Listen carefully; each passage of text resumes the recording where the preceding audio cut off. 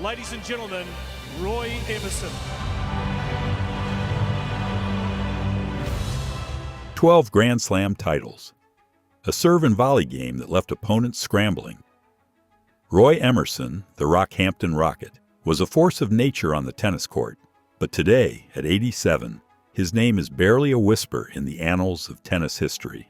Overshadowed by the giants of the Open era, Emerson's incredible achievements remain largely uncelebrated. It's time to set the record straight and give this legend the recognition he deserves. Join us as we delve into the extraordinary career of Roy Emerson, a tennis titan whose legacy has been unjustly forgotten. Hailing from the rural town of Rockhampton, Australia, Roy Emerson burst onto the tennis scene with the force of his namesake, a rocket. A natural athlete with boundless energy, he quickly earned the nickname the Rockhampton Rocket, a moniker that perfectly captured his explosive style of play and his relentless pursuit of victory. Emerson's introduction to tennis was as humble as his origins. Growing up on a dairy farm, he honed his skills on a makeshift court. His early training sessions punctuated by the sounds of mooing cows and the smell of fresh hay. Far from the manicured lawns of Wimbledon or the clay courts of Roland Garros, Emerson's formative years were spent mastering the game amidst the rugged beauty of the Australian outback. His dedication and raw talent soon caught the attention of local coaches who recognized his potential for greatness.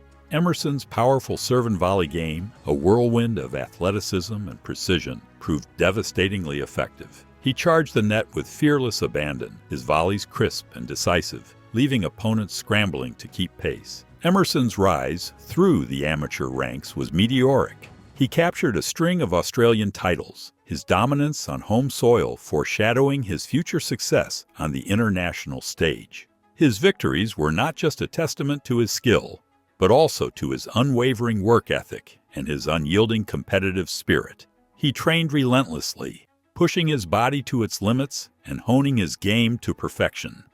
The Rockhampton Rocket's reputation grew, his name whispered in hushed tones among the tennis elite. He became a symbol of Australian grit and determination, a player who defied expectations and rose from humble beginnings to conquer the world. His explosive style of play, coupled with his unwavering commitment to the sport, captivated fans and left a lasting impression on the game. Emerson's early years laid the foundation for a legendary career, one that would see him capture an astonishing 12 Grand Slam singles titles and solidify his place among the all-time greats. His journey from the rural courts of Rockhampton to the hallowed grounds of Wimbledon is a testament to his extraordinary talent, his unbreakable spirit, and his enduring love for the game. Roy Emerson's reign during the amateur era of tennis was nothing short of extraordinary. From 1961 to 1967, he amassed a staggering 12 Grand Slam singles titles, a feat that solidified his status as one of the most dominant players of his time. His victories spanned all four major tournaments, showcasing his versatility and adaptability on various surfaces. Emerson's serve-and-volley game, characterized by its aggression and precision, proved particularly effective in the amateur era. His powerful serve and lightning-quick reflexes at the net left opponents scrambling, unable to counter his relentless attacks. He was a master of controlling the tempo of the match, dictating play with his aggressive net play and unwavering determination. During this period, Emerson's consistency was remarkable. He reached an impressive 16 Grand Slam finals, winning 12 of them. His dominance at the Australian Open was particularly noteworthy, capturing the title 6 times, a record that stood for over 5 decades. However, it's important to acknowledge the context of Emerson's amateur-era success. During this time, many of the world's top players had turned professional, opting for the lucrative opportunities offered by the pro circuit. This meant that Emerson didn't always face the strongest competition in Grand Slam events, a fact that some critics used to diminish his achievements. Despite this caveat, Emerson's dominance in the amateur era cannot be denied. He consistently defeated the best players available to him, showcasing his mastery of the game and his unwavering competitive spirit. His victories, while perhaps not against the absolute elite of his generation, were still impressive feats that cemented his legacy as a true champion. In the pantheon of tennis legends, Rod Laver's name shines with an unparalleled brilliance. The only player to achieve 2 calendar year Grand Slams, Laver's dominance during the 1960s was awe-inspiring. It's in this context that Roy Emerson's accomplishments, while remarkable in their own right, are often viewed through the lens of his rivalry with the seemingly invincible Rocket. The head-to-head record between Emerson and Laver tells a story of contrasting fortunes. Laver, 2 years Emerson's junior, held a commanding lead in their encounters, winning 18 out of their 21 meetings. This lopsided record, while a testament to Laver's exceptional talent, has also cast a shadow over Emerson's achievements, leading some to question his standing among the all-time greats. However, focusing solely on the head-to-head record paints an incomplete picture. Emerson, despite the lopsided scoreline, was a formidable competitor who pushed Laver to his limits on numerous occasions. Their matches were often closely contested battles, showcasing the contrasting styles of two tennis titans. Emerson's aggressive serve-and-volley game clashed with Laver's all-court mastery, creating thrilling contests that captivated fans around the world. Emerson's victories over Laver, though few and far between, were significant milestones in his career. They proved that even against the seemingly unbeatable Rocket, Emerson possessed the skill and determination to prevail. These victories, while overshadowed by Laver's dominance, serve as a reminder that Emerson was a world-class player in his own right. Furthermore, it's important to remember that Emerson's peak years coincided with Laver's absence from the amateur circuit. During the 5-year period when Laver turned professional, Emerson capitalized on the opportunity, capturing 8 of his 12 Grand Slam titles. While some argue that this diminishes his achievements, others contend that it highlights his consistency and ability to seize the moment.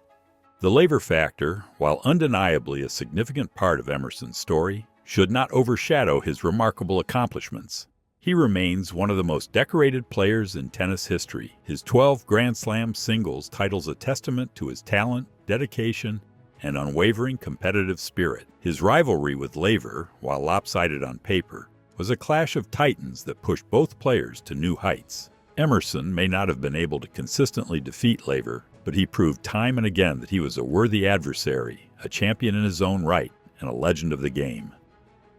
Despite his staggering accomplishments, Roy Emerson's name doesn't resonate in the tennis world with the same reverence as some of his contemporaries.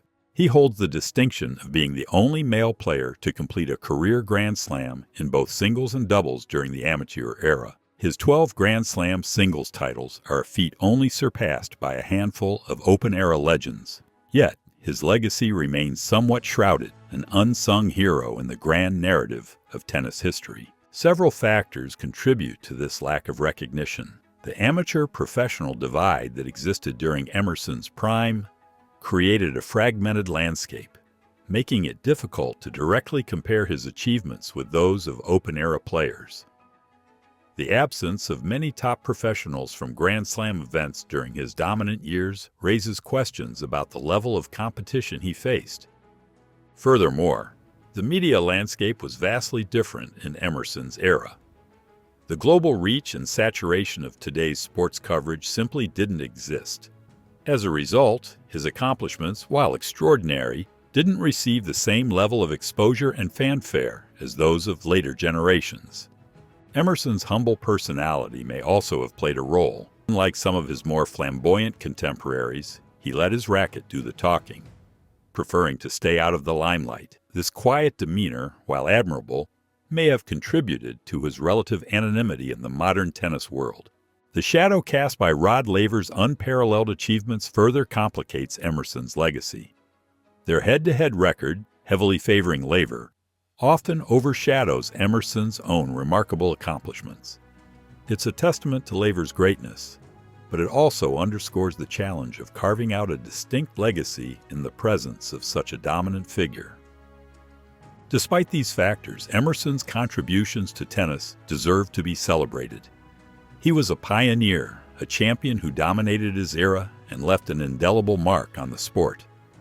His story is a reminder that true greatness transcends statistics and accolades, encompassing the values of sportsmanship, dedication, and a lifelong passion for the game. Roy Emerson's legacy extends far beyond his impressive trophy count. He embodied sportsmanship, humility, and a quiet determination that inspired generations. Though his achievements may be overshadowed, they remain a testament to his extraordinary talent and unwavering spirit. Emerson's story reminds us that true champions aren't always the loudest, but their impact on the game echoes through time. Roy Emerson, the Rockhampton Rocket, may not have the same widespread recognition as some of his peers, but his legacy is one of quiet greatness. He serves as a reminder that true champions aren't defined solely by their wins, but also by their character and dedication to the sport. Do you think Emerson deserves more recognition in the tennis world? Share your thoughts in the comments below. Don't forget to subscribe for more untold stories of sporting legends.